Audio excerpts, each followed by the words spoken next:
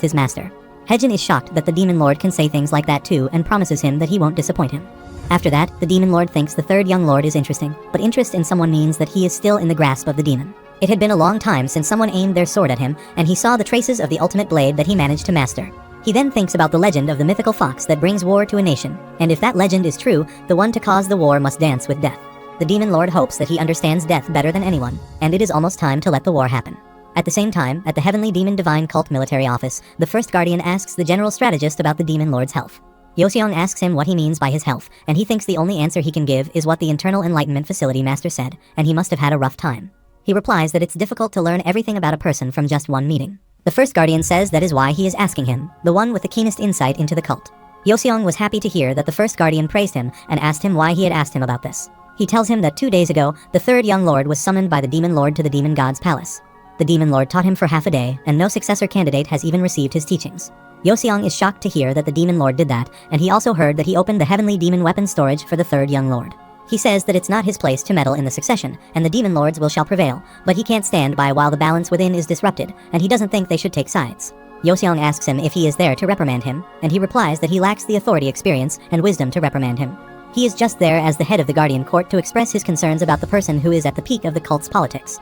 Yoseong says he knows that when he asked about the third young lord, he actually wanted to ask him if he is someone worth opening the Heavenly Demon Weapon Storage for. He replies that opening the storage for him wasn't necessary, and someone who's already ahead of others doesn't need a divine weapon. Moreover, he can't tell exactly what kind of person the third young lord is, but from that day's conversation with him, he came to understand him a bit better. He says he is just someone who strives to understand and measure the differences among their cult members, and all to assist the Demon Lord in making accurate assessments. After that, the first guardian thinks he has misunderstood the general strategist all this time, and finds out that his devotion to the cult is real. Meanwhile, the general strategist thinks discussing the future of the divine cult with the first guardian, with whom he has only spoken a couple of times, is also because of the third young lord. On the other hand, Haejin and Dongpul are sparring with each other, and he tells Dongpul that he is suppressing his killer instinct too much. His identity as a guardian probably pushes him to protect him, and asks him to put it his responsibility positively. He says he is pretty strong, but he is still not good enough to protect him. He doesn't want to see him die before him because he wants to protect him, and Dongpul wonders if he is holding himself back. However, Haejin asks him to come with him to eat since it is enough for today. Suddenly, he senses a powerful energy outside the gates and thinks an interesting guest is there. After a while, Heavenly Demon Divine Cult Penal Law Hall Master Gagu is in front of him, and he asks him what brought him there. He says they weren't exactly close enough for casual visits, and he says he is aware that the Mara festival is near. He asks him to remember he said he preferred directness over beating around the bush, and Haejin appreciates that he can remember that. He asks Haejin for help, and he asks him why he helps someone who doesn't even like him. Gagu says his beliefs haven't changed, and he is still a dangerous person, but he thought if they shared a common enemy, then he might assist him. Haejin asks him what he meant by common enemies, and he says as a succession candidate, all the other contenders are his rivals. At the Mara festival, he plans to arrest and imprison one of the disciples. It is revealed that the Mara festival is the ancient ritual honoring the sole god of the Heavenly Demon Divine Cult and the master of the sixth sky of the world of desire. In the past, they would even offer human sacrifices to Mara. That was when the Heavenly Demon Divine Cult started becoming notorious as a demon cult. However, the current Mara festival is different, and despite their doctrines and sacrifices, the Heavenly Demon Divine Cult is aware of worldly affairs. Ultimately, the Mara festival of today is simply an ancient rite, no different from a demon cult's Murim festival. Haejin says he has heard these things from Dongpul before, and asks him about the connection between asking for help and the Mara festival. Gagu reveals that during this year's Mara festival, they will imprison one of the heirs in the criminal court jail, and they won't touch the 7 and 6 unless they commit a major crime. Haejin asks if there are any heirs other than the remaining 6, and he replies that there was someone who was nominated as an heir, and he will arrive on time for the Mara festival. It's the Demon Sword family's oldest son. It is stated that as the representatives of the 7 families of the demon cult, the Demon Sword family are considered the greatest when it comes to swordsmanship. However, Haejin never heard that the eldest son of the Demon Sword family became an heir candidate, and he asks Gagu why he wants to lock him up. He reveals that he robbed and murdered 7 believers of this cult, and framed an innocent demi-demon for this crime. The temple made a grave error, and the offender is still alive and well, while an innocent demi-demon who gave his all to the cult was wrongly executed. This causes embarrassment to the temple, and they have to capture him and deliver him to the bereaved family of the demi-demon who died unjustly. Haejin asks him how he plans to catch him, and he replies this is the reason why he is looking for him. At the same time, at the Heavenly Demon Divine Cult Internal Enlightenment Facility, he goes to see Yeonsum and apologizes to her for coming with no notice. He tells her that he has come because of something unjust, and tells her that 2 years ago, one of the maids who worked at the Internal Enlightenment Facility was murdered. He demands information on the victim, and Yeonsum asks him if this is the reason he is there. Haejin asks her if she knows that the real culprit is someone else, and she asks him if the Penal Law Hall asked him for help. She again asks him if he has learned the identity of the culprit, and Haejin says he can't tell her. Hajin feels the pressure of demonic energy coming from her intense, and it happened several years ago, but her fury has not lessened. After that, she gives him a total of 5 scrolls that contain information on the victim, and when he leaves, she thinks the third young lord didn't mention the Mara festival today. He probably thinks she might discover the real culprit's identity, and if the Penal Law Hall could solve this with their investigative skills, they would have done it themselves. But they have turned to one of the heirs for help, and this means that even the Penal Law Hall members can't easily touch the true culprit. The true culprit likely is a high-ranking official demi-demon who is participating in the Mara festival. She orders her subordinates to bring her the list of high-ranking officials participating in this year's Mara festival, especially from the 7 families of the demon cult. On the other side, Hajin is reading some books on law because this has to do with capturing a criminal, but now he is tired. He thinks any other heir could have interfered and handled this better, and he should have spent this time searching for a way to escape from there instead. It's more practical to pursue his dream of getting out quickly, and he thinks it's laughable that a former assassin is talking about what is right. He doesn't intend to be a threat, but he wants to remain human, and when faced with a request like this, humans should share the outrage, even if they can't help. After a while, he comes out of his room where Dongpul and Anghua are waiting for him, and he asks Dongpul about his condition. He replies that he feels amazing, and he never had this power within him, and he tells him that he was suppressing his potential so harshly. Dongpul says he is ashamed to face him, but Hajin says he should be ashamed of the mindset that has held him captive. He instructs him that the point of a strong will is that his mindset should be rigid, and if this goes on, he will eventually face a heavy blow. Dongpul gets embarrassed and Hajin says he was just joking with him, and says they should slowly go and check out the culprit's face. The festival has begun, and there is a huge crowd everywhere. There are a lot of food stalls, and Hajin really likes everything there and says no wonders Anghua was so excited to go out, and he is glad that he gave her time off during the festival. Dongpul is surprised that the young lord is so happy and enjoying the festival. After a while, they reach a traveling theater, and it is a story about the last surviving member of a fallen family overcoming adversity, becoming a hero, and emerging as the strongest in Jianghu. Hajin enjoys the show and says the plot is obvious, but cliché stories are usually enjoyable. Suddenly, he sees squad leader Yui there, but she doesn't respond to him, and she is still upset because he declined her invitation to go drinking a few times. But he is surprised to see that she is crying because of the play, but gets scared to see Hajin there. She gets so embarrassed because he has seen her while crying. Suddenly, there is an announcement of the Demon Sword family's arrival, and they are the ones he is waiting for. It's the ceremonial entrance of the family to which the culprit belongs, and it's the Demon Sword family. Among the 7 families of the demon cult, they are renowned for their martial prowess. Their lord's name is Jai Wunwei, and the Demon Sword family hasn't attended the Mara festival in 3 years. And this time, the Demon Sword family's elite squad, the Honorable Sword Force, has come too. He heard that the Demon Sword family's eldest son will become the Demon Lord's disciple during the Mara festival, and everyone is amazed to see that the Demon Sword family's martial arts are truly impressive up close. Dongpul thinks he exudes the stern aura of a master at the pinnacle and holds himself unwavering dignity, and it is a good thing he came up there. He tells Hajin that the Demon Sword family lord's presence is even greater than he thought, but is shocked to see that he is not there. He stands in front of the family's lord and asks him if he is the Demon Sword family's lord.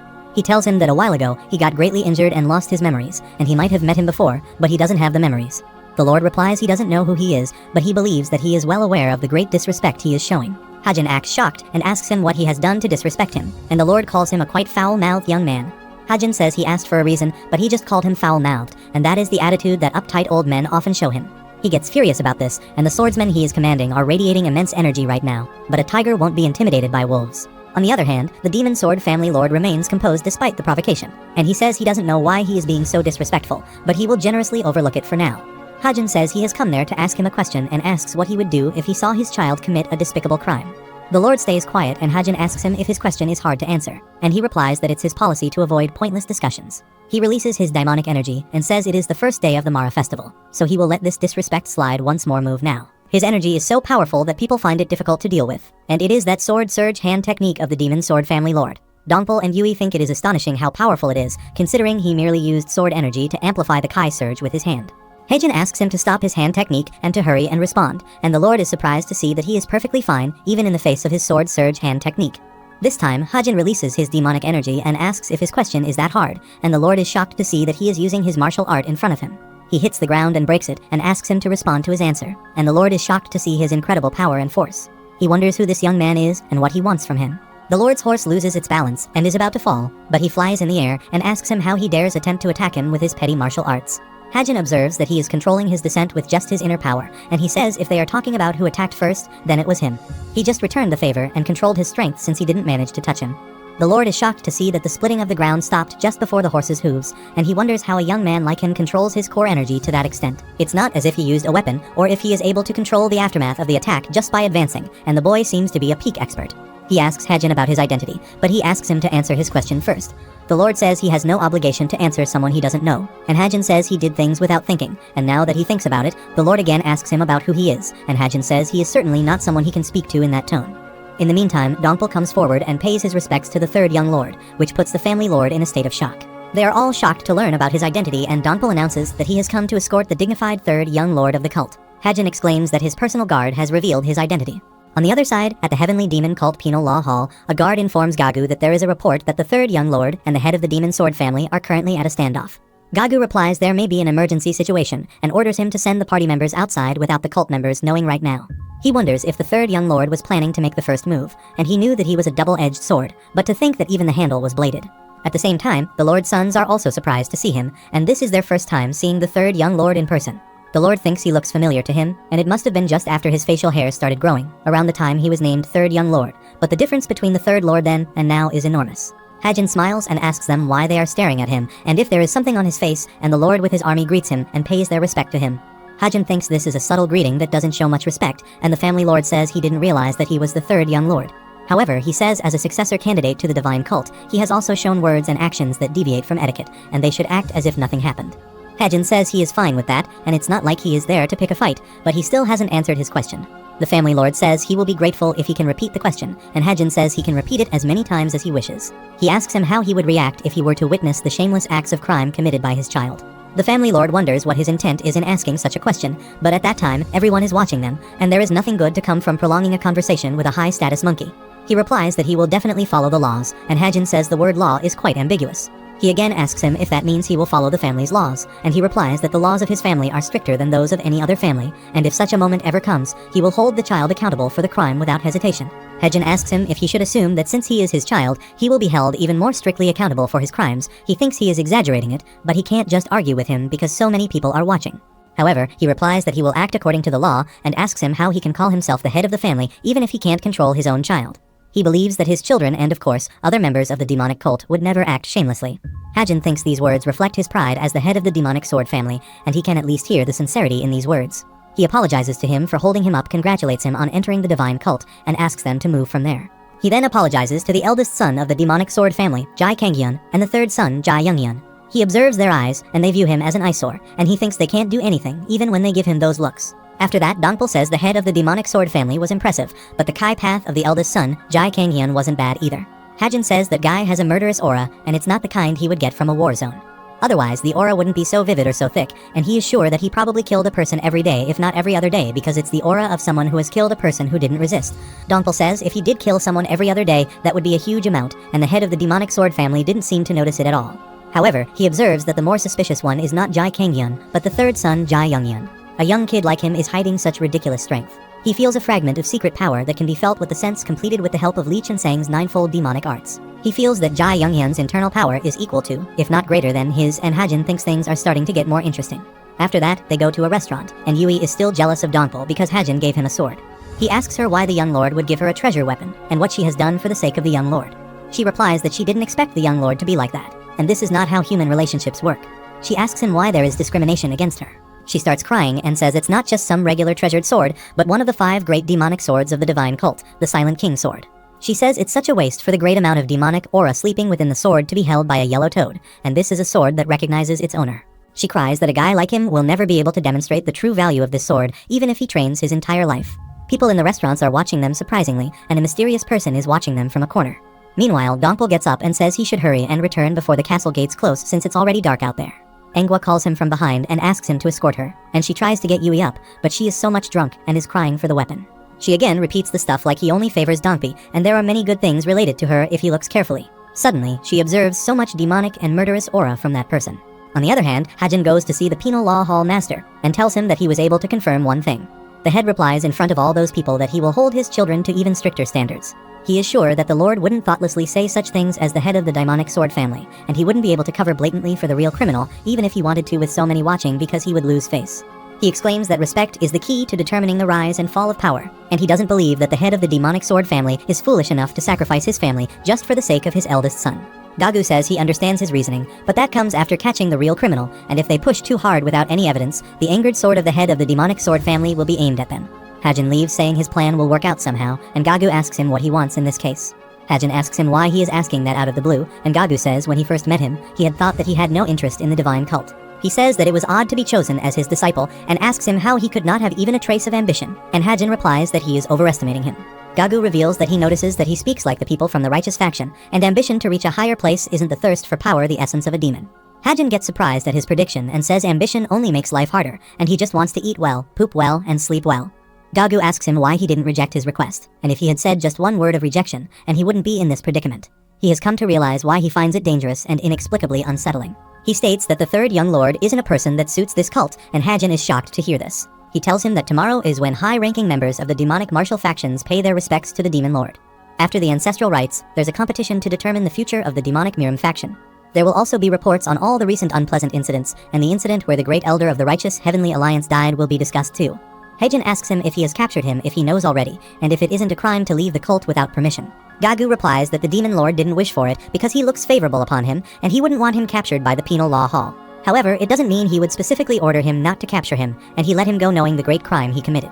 Gagu asks him just as he overlooked him leaving the cult, then if he can overlook one of his crimes, and Hajin asks him what crime he has done. Gagu rushes to attack him, saying he is about to commit it now, but Hajin reacts in time and dodges his attack. Hajin observes that he has become faster and stronger, and he is not the same as when he merely took attacks last time. Suddenly, he appears from behind, but he uses his sword to attack him, and Hajin wonders why he is suddenly going all out. He uses multiple sword techniques and attacks him again and again, and Hajin claims that he was hiding such a fine sword. Gagu says the third young lord still hasn't shown his true martial arts, and Hajin observes he keeps talking like he knows something about him. He gets displeased and uses the 6 Zencective Hellish Winds technique, and there is a huge destruction there. But he is shocked to see that even when he increases the core energy, it only loses power and bends the sword, and his sword pressure is incredible. Hajin asks him why he is trying to boost his morale before they start for real, and asks him to end this night's sword dance there. Gagu says he will now understand why the demon lord is interested in him, and Hajin says he will overlook it as promised, so he should go and stay alert. He calls him from behind and asks him to be away of the demon lord. He is a dark person he can't see an end, and so bright that human eyes can't behold. He has heart-wrenching anger and overwhelming resentment that's turned cold, and he's like a volcano ready to erupt. He is a person who finds amusement in everything, yet fears it all, and the one who walked into hell looking at the sky, and before knowing it, stood on a cloud looking down at hell. Hajin replies he can't understand a thing he just said, and Gagu asks him to remember these words if the time comes. Moreover, he says the third young lord is the leader of this matter, so he asks him to lead them well, and Hajin thinks how he can drop all this on him out of nowhere, giving him such a headache. On the other side, Donpal is passing through a forest, and he stops at a place and says the third young lord was correct that he was truly him. Suddenly, the same man from the restaurant appears and attacks him, and Donpal is shocked to see the demonic family's third son, Jai Younghyun. He is shocked to see that Donpal is unscathed even with his full power, and he asks him to get a grip. Donpal observes that he is so different from this morning, and he was clearly a healthy and conscious young man then, and he asks Donpal to give him that sword if he wants to live. Donpal thinks he looks like a demonic beast, mad to the bone, and he roads at him to give him the sword. He gets mad and rushes to attack him again, and has such an incredible sword music art. It's not just a simple hand sword technique, and his whole arm is as hard as a treasured weapon, while his martial arts aren't anything special. However, his internal energy is extraordinary in both quality and quantity, and Donpal finds it difficult to handle this. It's as if he had extracted only the demonic energy and internal energy and absorbed more than he could handle. He jumps upon him to attack, but Yui appears from nowhere and punches him to push him away. He pushes away but gets stable to maintain his distance, while Yui exclaims that she doesn't like ganging up on one person, but she will make an exception for him. She inquires Donpal about his condition, and he thanks her for saving his life, and she asks him to save his energy, but it looks like they will be pooping blood together soon, and she can tell after that one hit. His body is as hard as a 1,000-year-old calls iron, and they wonder just how much internal energy he has, and he again rushes toward them asking for the sword. There is an explosion there, and he grabs the sword and is absorbing the demonic energy from the Silent King's sword. He is happy to taste the demonic energy and says it's the best, and Donpal tries to stop him, asking how he can dare to do that to the sword given to him by the third young lord. In the meantime, Yui appears from behind and attacks him with her sword, but his head is so hard that she can't touch him. He is ready to attack them again, and she is shocked at what this monster is. His power is beyond enlightenment, and even if he is an expert, then a couple of levels higher, it would be more dangerous. Suddenly, he gathers his energy in his hand and throws an attack toward them. Yui falls back to the ground, and she wonders what kind of energy he has that it is unlimited. Donpal asks her to hold on until the young lord arrives. He gathered his energy again and was about to attack them, asking them for the sword, but Hajin appeared there in the meantime and blocked his attack. He asks Donpal if he is not tired of being protected by the one he is supposed to protect, and he replies he has nothing to say to him now. Hajin apologizes to him for being late and says he got held up by an annoying guy. In the meantime, the man again rushes to attack him, and Hajin dodges him, wondering how his power can be so strong when his martial arts skills are like a child swinging a wooden sword. He craves demonic energy and asks him to give him more, and Hajin observes his overflowing internal energy is maximizing the body's defense and reaction speed. Additionally, he has enough demonic energy to fight while using it as a sword kai, and Hajin uses his demonic skill to attack and push him back. He exclaims that he will have to beat him until he exhausts all that energy, and Dongpol and Yui are watching them fight astonishingly. Hajin starts beating him and is feeling very well, and wonders if he has led such a dull life, and he feels a sense of liberation or satisfaction. Dongpol tries to stop him, but he is not ready to stop and is beating him again and again. Dongpol asks him to stop and says he is unconscious now so he can stop now. He is in a severe condition, and Hajin asks them why they are looking at him like that, and he did nothing wrong. Gagu asks him to look at his face, and Hajin says he can still recognize him and his face is not that bad. Gagu says the suspect was the first young lord, then why he did this to the third young lord, and Hajin says he should also know the difficulty in this case arises from the suspect not leaving any concrete evidence. Handling things cleanly, leaving no trace, and being careful enough to avoid detection by his sharp gather, known as the Sword King, he came up with a hypothesis that he had an accomplice. By observing them, he can tell that the older brother with a murderous aura, the kind acquired through regular killings, and the younger brother conceals strange demonic energy. They are the main perpetrator and the accomplice in this case, and Gagu says the case isn't simple, and the main perpetrator will deny everything and show him the hallucination powder. He had a hard time getting this out from the Gyoxa family, and the medicinal plant, known for its hallucinatory effects, would weaken his will. Using the hallucination powder, they will extract a confession implicating his older brother from him, as well as have him spit out the truth about his strange demonic energy.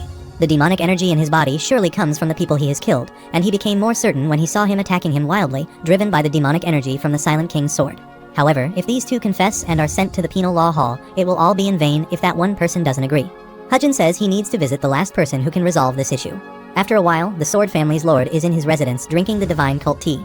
He feels heartwhelming because his son is going to become the demon lord's disciple, and he can't calm his heart even with a nice breeze and fragrant tea. Suddenly, he felt someone's presence there, and was surprised to see the third lord there. He exclaims that the lord must lead a healthy life since he is drinking tea instead of alcohol. He asks him if it is alright there if he interrupts his relaxation, and says he will tell him straight why he is there. He informs him that his third son Jai Younghyun was arrested, and he is considering doing the same to his first son Jai Kanghyun. After some time, he shows him the list of cult members killed by Jai Kanghyun and Younghun's confession, and the lord wonders if this is truly his son's doing. Hajin says everything is true, and if he doesn't believe him, he can call the penal law hall, and the lord refuses to believe this. He claims that Hajin is doing this to eliminate competition for himself, and Hajin reveals that the fourth has already been handled by him, and he is now confined to his house for treatment in a state between life and death. The fight for inheritance has long begun, and he can easily remove someone like them, so he should not dwell on useless things, and he doesn't know his notice for making them the demon lord's disciples. He asks him what happens if his son becomes a disciple and starts slaughtering cult members again, and asks him if he wants to disgrace his family name for this. The lord hits the table angrily and says he should think about this carefully, but Hajin asks him to remember his words from earlier. He gets up angrily and releases his demonic energy. The next morning, everyone stood in front of the demon divine palace, and the demon sword family's lord was also present there. He sees the third young lord standing there from a distance and remembers their conversation from the last night. Hajin tells him that he hasn't come there to fight with the demonic sword family, and he is aware that he can easily cover his son's sin with his influence, but he knows that he is not that kind of person. He proposes he report Jai Kanghyun's sins directly to the demon lord during tomorrow's Mara festival, and he believes that confession will preserve the honor of the demonic sword family in front of everyone present. He asked him to choose the fate of centuries depends on his conscience. At present, the lord wonders if conscience is more important than his dignity, and the demonic sword family's honor. In the meantime, the demon lord reaches there, and everyone shouts for the long life of the demon lord. Everyone bows before him, and the lord thinks he yearned to see his son revered as a god, in a place he couldn't reach. He had believed that the son he is so proud of would have no problem attaining that position, but his son committed such atrocities. Hajin is looking at the head of the demonic sword family and wonders if he is still hesitating. Meanwhile, the demon lord watches Goldie and says it has been a while since they saw each other, and he thinks he is still just a child. Goldie releases his demonic energy, and the demon lord asks him if he is trying to say that, despite his childlike body, he is as powerful as ever. After that, he announces that he doesn't like cumbersome things, and that he will end this meeting with a few words. In the meantime, the family lord is wondering if this meeting can end without any issues, and why he should denounce his son and tarnish their family's honor. Hajin thinks this is his last chance, and the demon lord announces that he will take Jai Kanghyun, the eldest son of the demonic sword family, as his disciple. Suddenly, the family's lord shouts and asks him to wait, saying he must speak even at the risk of death. He states that he regrets informing him, but his son has committed a grave crime. The demon lord releases his energy and asks him to come to his palace. Hajin is shocked to hear this and wonders if he is really planning on taking him as a disciple. After a while, he greets the demon lord, and he asks them both to sit.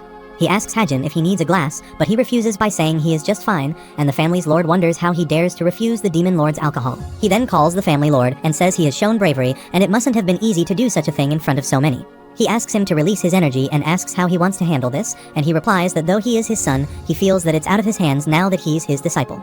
The demon lord calls him and asks if he is going to make him ask the same question twice. He wonders what the demon lord is thinking right now, but he guesses his intention is futile. He replies that he acknowledges his grave sin, but he's still his child, and parents are the only ones who can forgive their child. However, he is the head of the demonic sword family, so they have to handle it more strictly, and he wants to impose a punishment befitting his crime.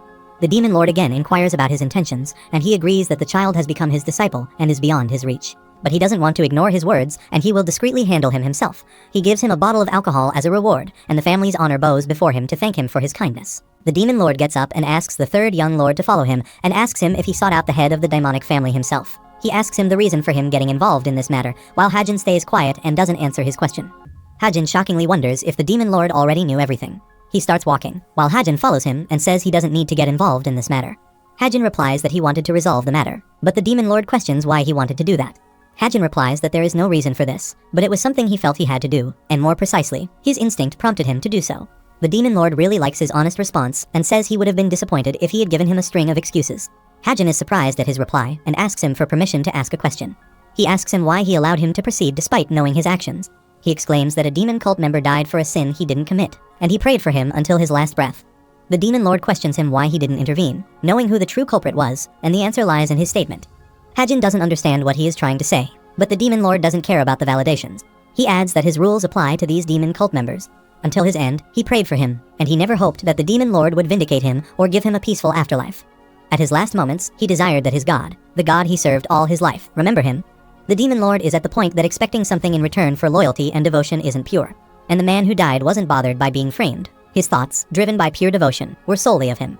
Therefore, getting angry on his behalf would tarnish his faith.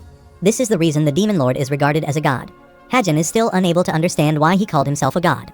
While the demon lord exclaims that a god doesn't resolve trivial matters, he admits that he is a human, but he is called God, so he must endeavor to act like one. Hajin stares at him in shock and thinks this man feels as though he was born this way. However, he replies he doesn't fully understand, but he recognizes him. He then asks him why he accepted the first son of the demon sword family as his disciple, just as he saw no need to address the framing, so there was no need to accept him as his disciple. The demon lord replies that he had plenty of reasons to take him in. Furthermore, he is a necessary ingredient for the cult, but Hajin doesn't understand what he means by ingredient. The demon lord releases his demonic energy and exclaims that he will explain this to him since he is also a part of this.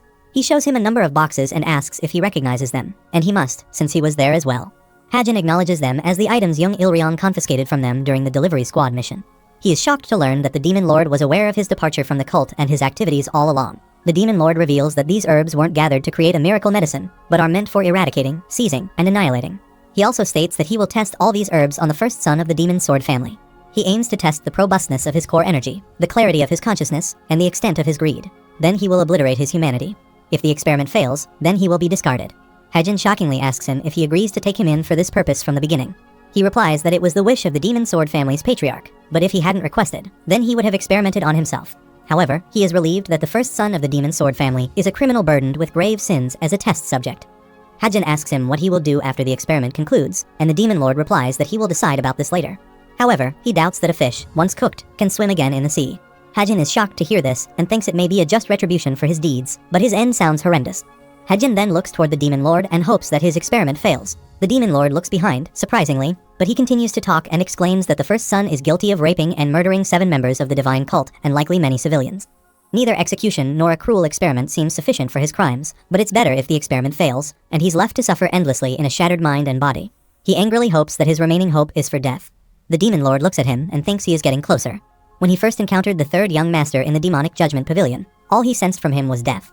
He instinctively understood the concept of death. After years of studying the concept of the demon and finally liberating himself from it, he never imagined encountering such a person in reality. However, he is now edging closer to the concept of a demon. Previously, he was solely an embodiment of death. The reason for his current anger is irrelevant, and the thing that matters most is his increasing cruelty and violence. If he keeps progressing toward the concept of a demon like this, then his reasoning will eventually become inconsequential. He is sure that the third young master will become violent, cruel, and evil without any justification. But if he fails to reach the ultimate demon realm before that happens, then he will merely be a strong, yet ordinary member of the demon cult. Hajin brings him out of consciousness and says it seems he stepped up and got involved for nothing. But the demon lord replies that it is not true, and the patriarch of the demon sword family should be thankful to him. Thanks to his intervention, their legacy can at least be preserved. He will also receive an order from the demon lord very soon. He makes him realize that he was so eager for a breath of outside air that he left the cult without a single report. Therefore, the task he is going to assign will suit someone like him. Hajin feels embarrassed because the demon lord has mentioned his escape. After that, the demon lord asks him to leave. He then returns with a sigh of relief that this matter has been resolved in this way. At night, he goes to the penal law hall master and reports to him everything about what happened today. He appreciates him and says he doesn't know how the demon lord will take care of the real culprit, but this may be for the better. He also believed that the real culprit would endure a fate worse than imprisonment, trapped in a state where he's neither alive nor dead. While leaving, Hajin requests him to take care of Jae Younghyun himself because he believes it's best for him to step back from this matter now. The penal law hall master thanks him for saying he is indebted to him, but Hajin leaves, saying it doesn't matter to him. On the other hand, the demon lord has the Jade of Calamity and regrets that he was unaware that such a thing still existed in Jeonhu. It is revealed that the Jade of Calamity absorbs a person's life force, the primordial energy, under the right conditions.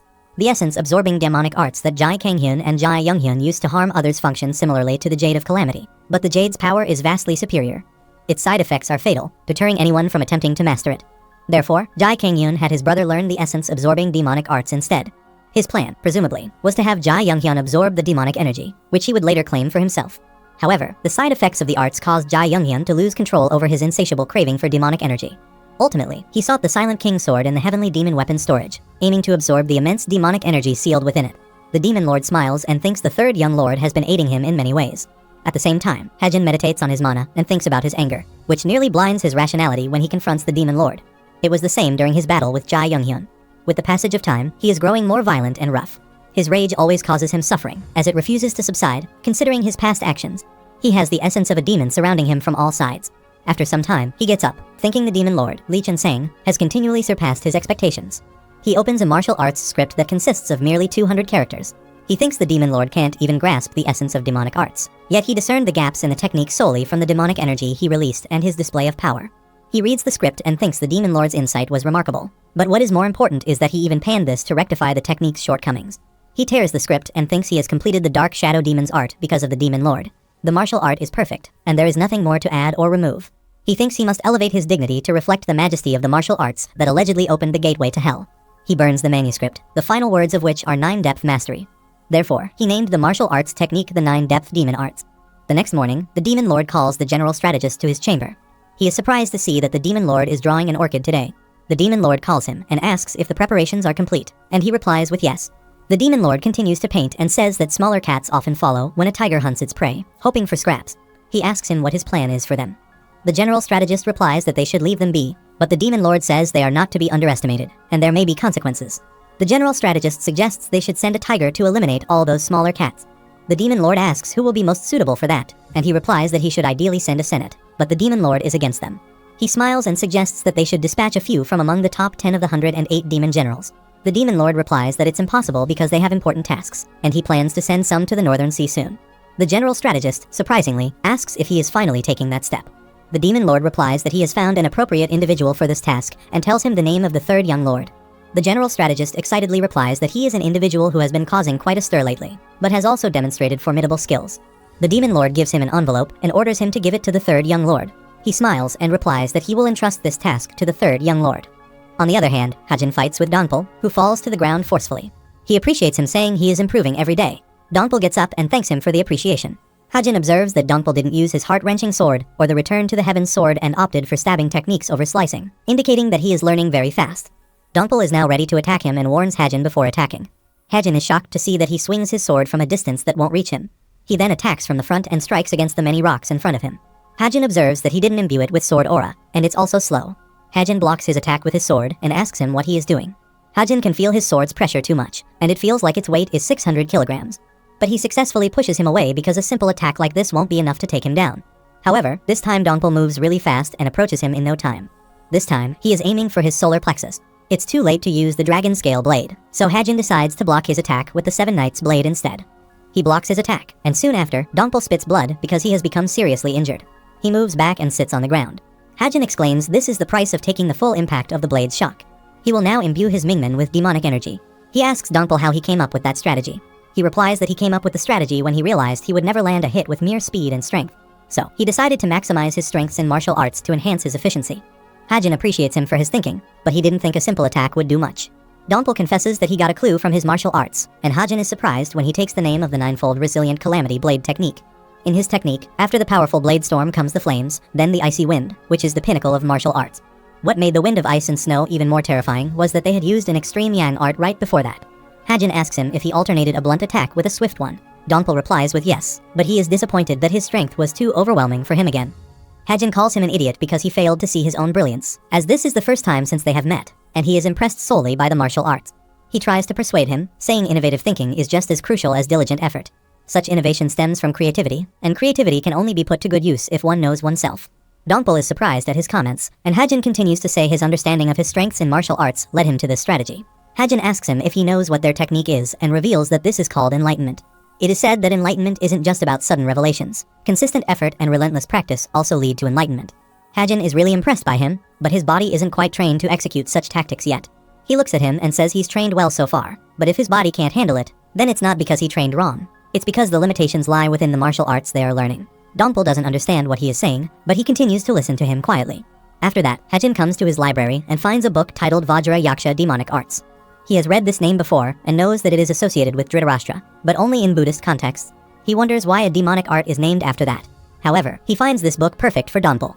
Given his current level, he should be able to learn this in a day, though replacing the demonic energy with this will take some time. He then starts looking for other books for Dongpul. Suddenly, he finds a little girl standing beside him. He gets scared to see her because he hasn't detected any presence. She innocently greets him. She is a heavenly demon from the divine cult, the 7th young lady, Kiyomin. Hajin is shocked to see her, and remembers she is the same child who seemed weak and fragile when he returned from the solitary bamboo grove. He wonders if she is fully recovered now. He wonders why the demon lord has taken a kid like her. Suddenly, Ki asks him for permission to come over to his home, which is more surprising for Hajin. He then takes her home and serves her with the food. He finds out that she is already studying the 10 great demonic arts. He looks at her and wonders how she can delve into that at such a young age. It seems like the demon lord believes in her ability and granted her permission. Now, they are both staring at each other, and Hajin wonders what they need to talk about because he has hardly ever spoken with children. Ki thanks him for the food, and he allows her to come freely for snacks anytime. But she thanks him for killing Hong Yumun, and this was so shocking for Hajin that he spits up his drink. She also abuses Yumun and tells him that he was poisoning her, and if it weren't for Hajin, then she would have been dead. Hajin asks her not to thank him, and he just killed him because he was so annoying. Ki feels so grateful that she is ready to owe her life to him. Suddenly, Hajin feels a vibration from outside and realizes that it's the carriage from the demon god's palace. Ki also notices the carriage's presence, and Hajin is impressed by her senses because it's coming from quite a distance. He really likes her talent and ability. After some time, the general strategist arrives there, and Hajin asks him why he is arriving in a carriage from the demon god's palace. He replies that he has brought a message from the demon lord. He has been assigned the title of Deputy Special Investigator, Head of External Supervision, and Hajin asks him why he has been given such a lengthy and complex title. The general strategist replies that they call it the Special Inspector General and asks him if he understands his duties. Hajin asks him why he is being given this title, because he thought that successor candidates don't take on roles. The general strategist replies that it's a temporary position, so it's acceptable for him. Hajin asks him if it doesn't affect the succession competition because it will attract a lot of fruit flies. The general strategist replies that it won't be an issue because the fruit flies will be attracted to anyone with power. He is also worried for some reason, but suggests that they shouldn't let their worries hinder them. Hajin observes that he is not worried at all, but it appears he is enjoying this situation. Hajin again asks him if this role is troublesome for him. The general strategist carelessly replies that he doesn't know that and asks him why he thinks like this. Hajin acts straight and replies that he is just judging by his amused and joyful expressions right now. The general strategist looks at him and thinks the 3rd young lord is amazingly quick to catch on. He wonders if this is an extension of his survival instincts. He tells Hajin that the demon lord has commanded it himself, and he will need to leave in 2 days. Hajin remembers the demon lord told him that he would receive an order from him soon. Suddenly, he gets excited and asks the general strategist if this mission requires him to leave the cult. The general strategist replies that he has already mentioned it's an external supervision deputy, and external means it's outside the cult. He gets excited to hear that the demon lord allows him to leave the cult. The general strategist then hands him his order, and he excitedly picks up the page and asks if his task isn't simply to observe and eliminate those who misbehave and command those who don't. The general strategist replies that he has summarized it better than he could. After a while, the general strategist leaves and says goodbye to him, advising him to be safe. When he is left, Kiyomin again appears there and calls him. She worriedly asks him if he is hurt somewhere, but he grabs her hands and starts swinging her in the air, saying he is free now. At the same time, the general strategist seems worried in his carriage and wonders how the 3rd young lord will handle the prey. It is revealed that the balance of power between the divine cult and the 7 families has been unstable. For centuries, they were the arms and legs of the divine cult, but some now resist their rule. The attitudes of the Gyeoksa and Jeojong families at the Mara festival are proof of that. Additionally, these 2 families have offered their children as disciples of the demon lord. They seek to eliminate what they fear, the demon lord. They are also trying to enlist others to remove the very person they fear. The general strategist reads a script and observes that the demon sword family and the 1,000 treasure gold family are clean, so it's time to apprehend them. The deity remained motionless, and the superiors silent, so after enduring, they discerned the concealed smile and hidden bloodlust. Therefore, the 3rd young lord is perfect for the role of eliminating the threat. Meanwhile, the 3rd young lord, Hajin, is happy about the reason he is leaving the cult and will be free for some time. Anghwa seems scared of his actions and asks him to be gentle with the 7th young lady. But he grabs her and Dongpul, too, and starts swinging along with them. He is happy that he is really leaving this time, and there will be no one to stop him. He will depart on his own 2 feet and with his own dignity. He looks at Dongpul and thinks that once he leaves, he won't see him again. He always knew this day would come, but he also had a strange feeling surrounding him, alarming him about some unknown danger. Later in the night, Dongpul continues to practice and master the Kajra Yaksha demonic arts. He feels so powerful and understands what it means to use his strength to its fullest, which is on an entirely different level from the sword aura he has used before. A few moments later, Hajin appears there and congratulates him for completing the Vajra Yaksha demonic arts. He advises him to put it to good use, although he is sure he would do this even if he didn't tell him to. Dongpul replies he will only use this power to protect himself, but Hajin forbids him, saying this power belongs to him alone. But Dongpul apologizes to him, saying he can't do that, and he can't leave him alone. He is his escort warrior, and any blade that reaches him will have to go through his dead body first. Hajin gets quiet at his statement because there is nothing he can do to him. Later, at the library, Hajin thinks about Dongpul, who has saved his life too many times. Even in his past life, no one cared for him as much as Dongpul does. He hopes that something never happens, and he doesn't hurt Dongpul in his life.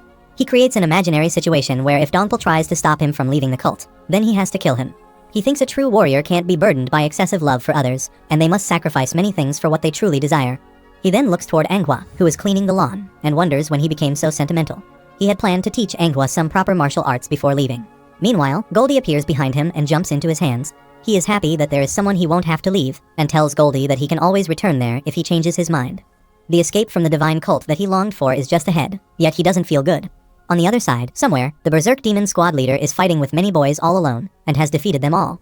She asks them to fight with their legs if they break their arms. If their legs are broken, then they should fight their enemies with their teeth.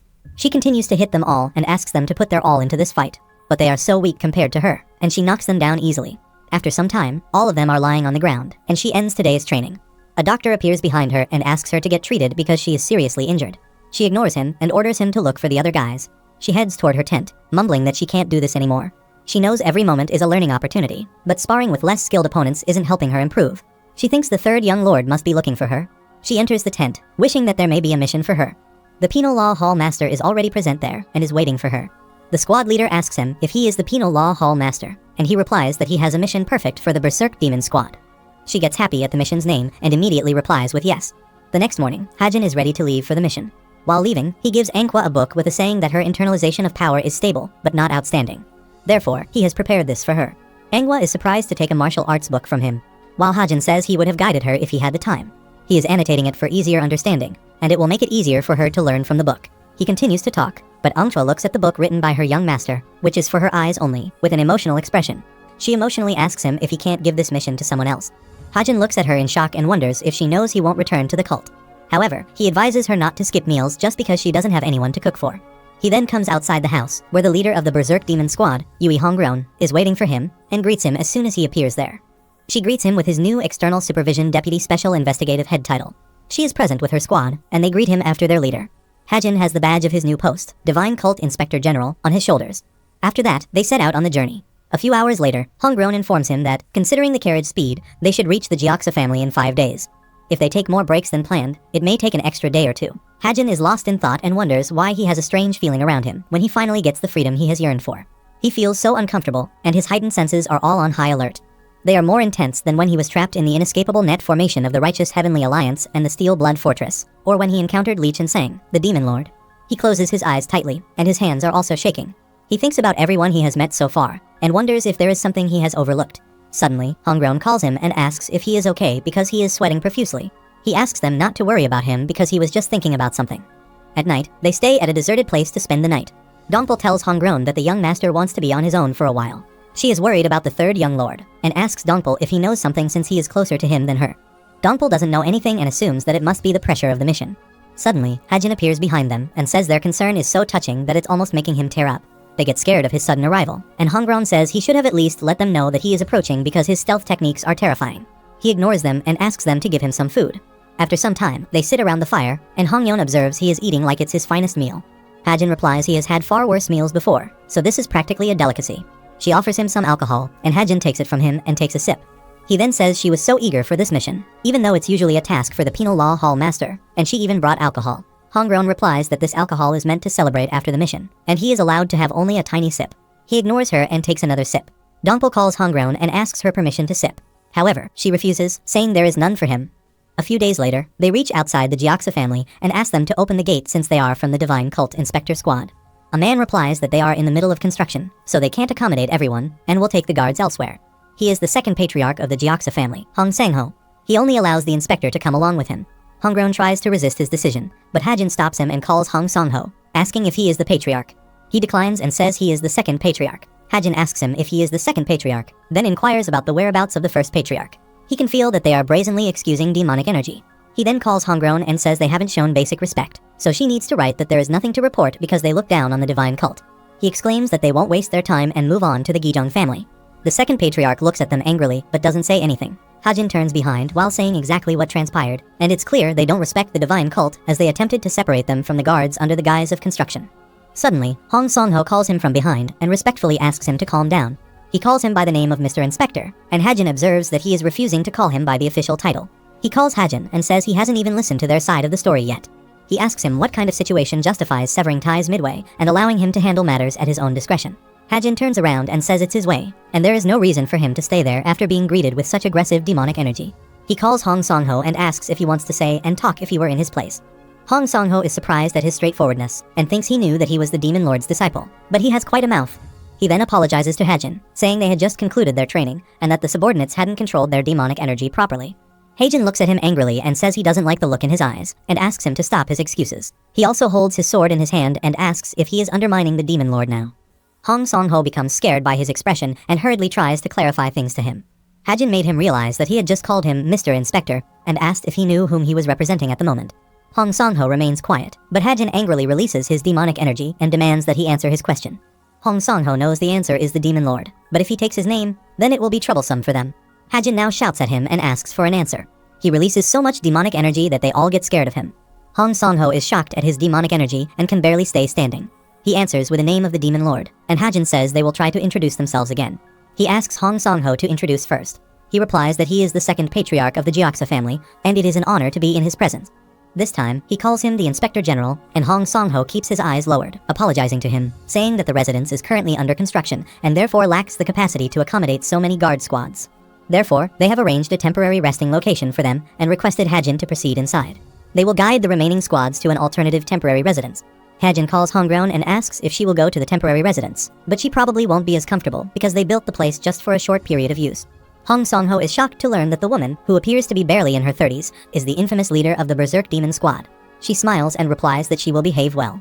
However, her guards look eager to fight, and Hajin excuses them, saying these guards hardly stay put under his control, and asks him to stop with his excuses about the construction. Hajin talks to him angrily and asks him to get out of there.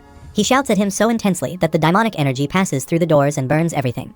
On the other side, the Demon Lord is drinking alcohol peacefully, and says he has arranged for the disciple of the cult head to be killed, and it will make it easier for him to deal with those families. However, he believes that the third young lord will not lose to them. The general strategist asks him if he believes in the third lord, and he replies he is not foolish enough to trust someone he can't see through. The Demon Lord is also aware that the third young lord has gone to the penal law hall, and they managed to find a lot about him, but not everything. The general strategist always felt that the Demon Lord could see through all things and people, but it is surprising that he couldn't see through the third young lord. The Demon Lord says it's not that he's trying to hide it, and it's impossible in front of him, but he is sure that there is still something he doesn't know about him. He hopes this mission will help him see what that is. The general strategist looks into his eyes and asks if he trusts him. The Demon Lord takes a sip of the alcohol and replies with yes. He has reached the point where if something happens, the second patriarch of the Jiaxa family will be upset. On the other side, Hong Sang-ho goes to the patriarch and informs him about the guests.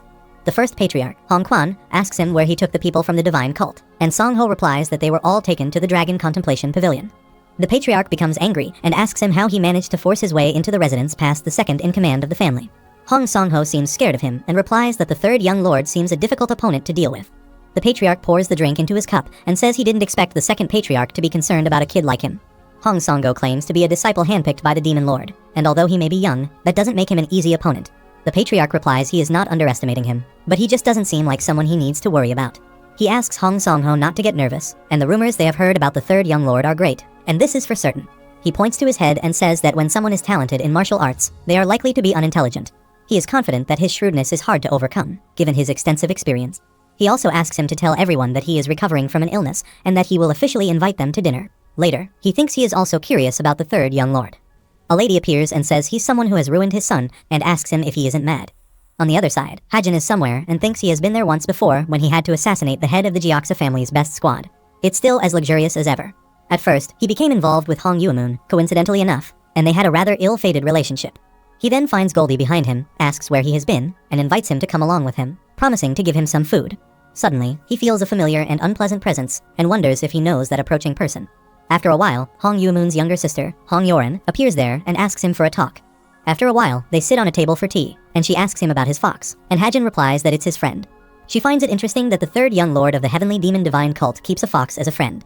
Hajin interrupts him and asks her why she wants to see him. She observes that he is definitely different, and it wasn't a mistake like last time. He seems annoyed, but it's not from arrogance, he is just unfazed. He is a completely different person from his past self, and it feels like he has gone through a transformation. She is worried that everyone in the family, including her father, is underestimating him, and this man is way too much, and she can't say what might happen to her family at this rate. Hajin keeps the cup on the table and says he is leaving if she has nothing to say to him. He gets up and asks Goldie to leave. She calls him from behind and congratulates him for performing well after returning from the solitary bamboo grove. Not only did he receive special attention from the Demon Lord, but he has now earned a title as the Inspector General.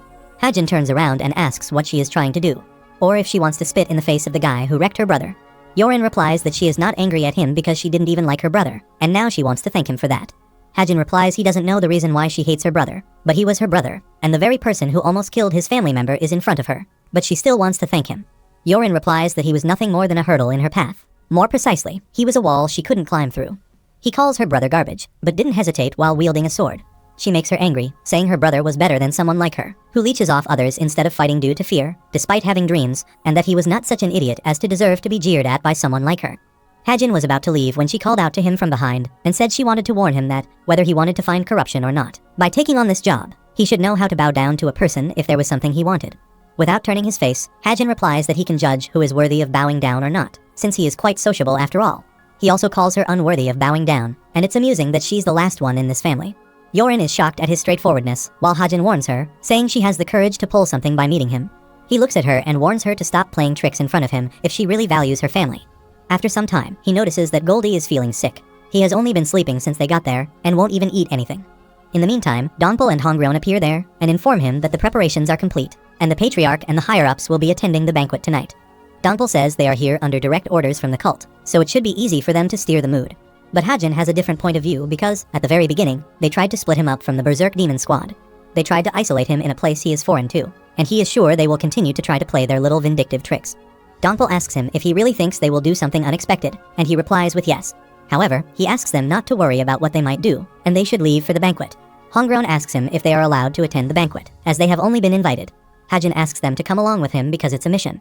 He asks her if she will cause any trouble, and she replies that she won't, because it seems like they are the ones causing the trouble. However, Hajin is at the point where there is no one better than her in causing chaos if they need that kind of trouble. After that, they go outside to meet the patriarch of the Gyeoksa family. They pass through the garden and are really impressed by its beauty. The Black Garden looks bigger than the Thousand Treasure Gold family, and the Gyeoksa family is known for being the wealthiest of the 7 families of the demon cult. Hongryun is amazed at such a fascinating garden and exclaims that she has never seen a garden like this one before. Meanwhile, a maid appears there and informs them that the patriarch awaits them at the gazebo. She also asks them to leave their weapons there. Hongryun gets angry at this and is about to say something, but Hajin orders her to stop. He gives his sword to a servant, and he thanks him for cooperating. Hajin clarifies to them that he is there as the Inspector General, but is just being respectful because it's still their territory. However, Dongpul refuses to give up his sword and says his duty is to guard the Inspector General, so he can't let go of his weapon. The servant forbids him and says they can't have him bringing a weapon into the banquet. Suddenly, they hear the Patriarch's voice, who orders them to stop making the precious guests uncomfortable and show them in. Hajin observes that he is quite strong due to the demonic energy emanating from him, and his Kai is sharp enough to sense him without even seeing him. He is about half a level above him and has a stronger presence than Jai Wunwei. Soon, they reach the banquet, where the Patriarch and his members wait for them. He welcomes them with a smile and introduces himself as Hong Quan, the head of the Gyeoksa family. Hajin also introduces himself as Seor Yang, the Deputy Special Investigative Head of External Supervision. He bows before him and acts too polite, which is shocking for Dongpul, as always, as well as for Hongryun. The Patriarch also comments that he is being too polite and doesn't know how to react. Hajin says he had visited as the 3rd young lord of the cult, but today, he is there as the Inspector General. The Patriarch realizes that he wants to say the 3rd young lord has a higher status than the Inspector General and wouldn't normally act like this. He smiles and says the rumors about his courage and martial arts, making him the divine cult's best prodigy, were false. He then orders Dongpul to prepare a seat for him, but the Patriarch asks why he is sitting there instead of coming to him. Hajin sits on the ground and says this meeting is strictly for business, and he will sit next to him once the business is over. Everyone is shocked to see that he rejected the patriarch's offer. He stays calm and says they will have their fun after work. Hajin observes that he is looking down on him and thinks that no matter how talented someone may be, they must be inferior if they are younger than him. He feels like the patriarch is just a typical old man. They can see him anywhere they go. He then takes out a report on the target inspection and asks the patriarch to review it. He is surprised to see that the patriarch uses the skill of telekinesis and pulls the report toward him. He is trying to show off that he is stronger. He reads the report and says the list has stayed consistent under their agreement for hundreds of years, but he is shocked to see a clause in it. He calls Hajin the inspector general and asks if what is written in the report is true. Hajin holds his glass of alcohol and asks if he is trying to say that he faked the document. The report states that the branches to be inspected are all branches of the Gyoxa family, as indicated on the parchment. The patriarch angrily asks him if he is supposed to approve this nonsense. Hajin looks directly into his eyes and replies that he should have raised his son better. Hong Yomun abused his privileges as the fourth young lord, and Hajin asks them what the Gyoxa family did while he abused his position. The patriarch asks him if he is having them take responsibility for what his son has done. Hajin replies that if that was the case, then the penal law hall master would have come, not he. The patriarch asks him what the penal law hall master has to do with him, the head of the Gyoxa family. The patriarch observes the cup in front of Hajin, which he made boil without even touching it. He observes him and thinks that his ability to control core energy is at its peak, which is many times more difficult than telekinesis. Hajin then asks him if he really thinks he has nothing to do with the cult, and he has been talking as if this is not his concern. He reminds them that the Gyoxa family and the other 7 families of the demon cult are part of the heavenly demon divine cult. Moreover, he clarifies that there was no formal agreement between the families and the demon lord. Rather, it was one of tolerance and respect, so they shouldn't mistake that for a mutual agreement. Moreover, if the patriarch were someone they needed a mutual agreement with, then he would not be there in the first place. The patriarch gets aggressive on hearing this and thinks he dares to insult him in front of everyone. While ignoring his expressions, Hajin asks him if he will cooperate with him on the inspection. He then puts his hand on the report and says they are an organization that is part of the heavenly demon divine cult, and they have served the cult for centuries. However, it is also true that they have mutually agreed on and negotiated many things. He calls Hajin and says he brought up tolerance and respect, but those two concepts aren't why the cult partially acknowledged their independence. Therefore, he wants to contact the divine cult on his own, and it may take a few days, so he requests that you be understanding. Hongryun observes that he wants to resolve the situation peacefully, which is the kind of response they expect from a family head. But Hajin laughs and puts his cup on the table, and asks him if he knows the reason why the demon lord sent him instead of someone experienced in this matter. He exclaims that he destroyed his oldest son under the name of fighting for succession, with the sole reason that he tried to kill him first. He declares that the reason the demon lord sent him out of everyone, and had his family be the first target of inspection, was because he wanted him to be aggressive about this. The patriarch asks him if he needs to be so aggressive, but Hajin carelessly replies that they shouldn't expect anything else. He makes him angry, saying he won't weasel his way out of this by mocking a young inspector general with his serpent tongue. A guard immediately calls him and says he is crossing his line, even for an inspector general. He interrupts and says their patriarch is someone of high status whom no one, other than the demon himself, could terminate. He is about to say something more, but Hajin throws his cup toward him, which hits near his shoulder and breaks into many pieces. He then exclaims that this conversation is between him, the inspector general, and the patriarch, the representative of the Gyoxa family, so it's not the place for some outsider like him to be meddling in. The guard is shocked at his attack, and it leaves a small cut on his face, which starts bleeding. Hajin warns him not to interrupt for the second time, and if he does this, then he will eliminate him at his own discretion. He then turns toward the patriarch and says he will check all the documents right there, and asks him to order his subordinates to bring all the ledgers of the last 3 years. He gives them half an hour, and if they don't present the ledgers to him within that time, he will report the branch as inadequate. The patriarch feels like he is talking to a politician who has seen through everything. He understands him for being young, but he hasn't been able to take the initiative this entire time. He obeys his orders and asks his subordinates to bring the last 3 years' ledgers. Meanwhile, Hajin just copied his experience as the righteous Heavenly Alliance leader's slave when he was pestering his subordinates, but it worked surprisingly well. However, he has that ominous feeling again, and his Heavenly Net 6 power technique is activating on its own once more. His hypersensitivity is warning him of danger, and the back of his neck feels sore because of it. In the meantime, the patriarch removes his shirt and says he forgot to mention that he overexerted himself during training, so he needs daily treatment. He calls his physician over for acupuncture and asks Hajin to be understanding of this. Hajin ignores him and closes his eyes tightly because he feels like his ears are going to fall off right now. The patriarch calls physician Fang to come in. Someone enters the room, and Hajin feels the same energy he felt before when he died in his past life, in a very traumatizing setting. A woman appears there and calls the patriarch with respect, and he asks her to come and treat her. Hajin is shocked to see that woman because she looks exactly like the secret demon queen, who killed him in his past life. He wonders why this woman possesses the secret of the demon queen's spirit. The patriarch laughs and says he must be surprised to see her beauty. But Hajin angrily calls her by her true name, the secret demon queen, Quack Sakayo, and she is surprised that he knows her secret name. Hajin gets up angrily and asks what her relation is with the demon queen, and releases an immense amount of demonic energy.